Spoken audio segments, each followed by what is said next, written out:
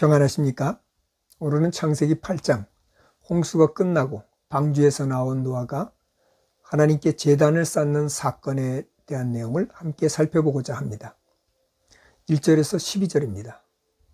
하나님께서 땅의 깊은 샘을 터치시고 하늘의 창을 여시고 40일 동안 홍수를 내리신 후 하늘의 창을 닫으셨습니다.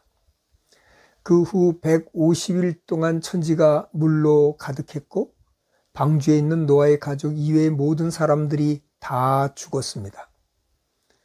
우리의 생사 화복의 문은 하나님이 열고 닫으십니다.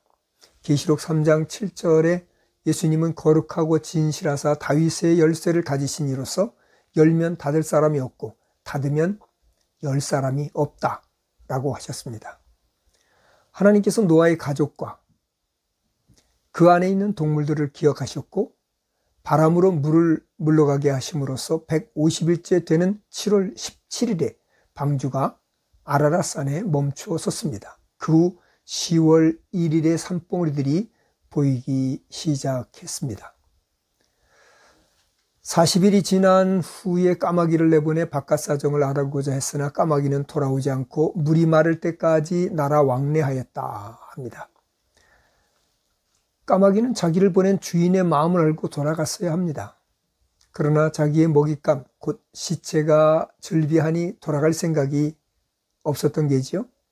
까마귀는 건망증을 상징하기도 합니다. 은혜의 방주를 잊고 자기 도취에 빠져 있었습니다.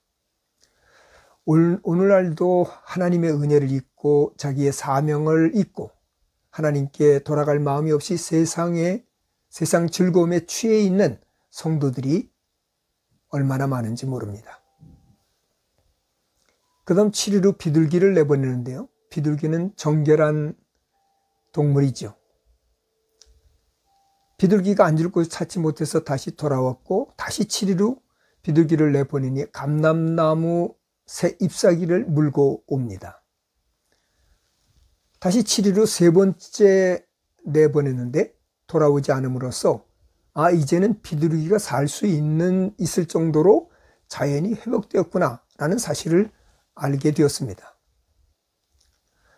13절에 19절입니다. 노아가 601세 되던 해 1월 1일 지면에 물이 거쳤습니다. 땅이 어느 정도 마른 것 같았고 나가도 될 것 같았지만 노아는 방주에 29일간 머물며 하나님의 명령을 기다립니다. 2월 27일 땅이 마른 후 하나님께서 노아에게 명하셔서 그 가족과 모든 짐승들을 방주 밖으로 이끌어내라고 하십니다.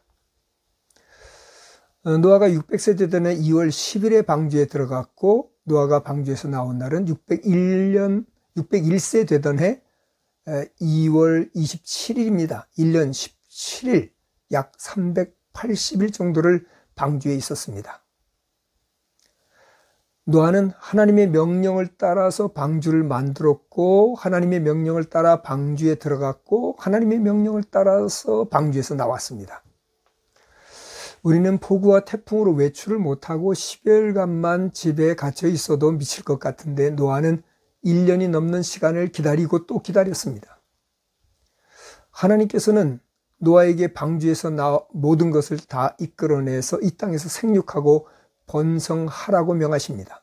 하나님께서는 방주라는 폐쇄된 공간, 가장 열악한 환경 중에도 하나도 상하거나 죽지 않고 온전히 보호하셨습니다.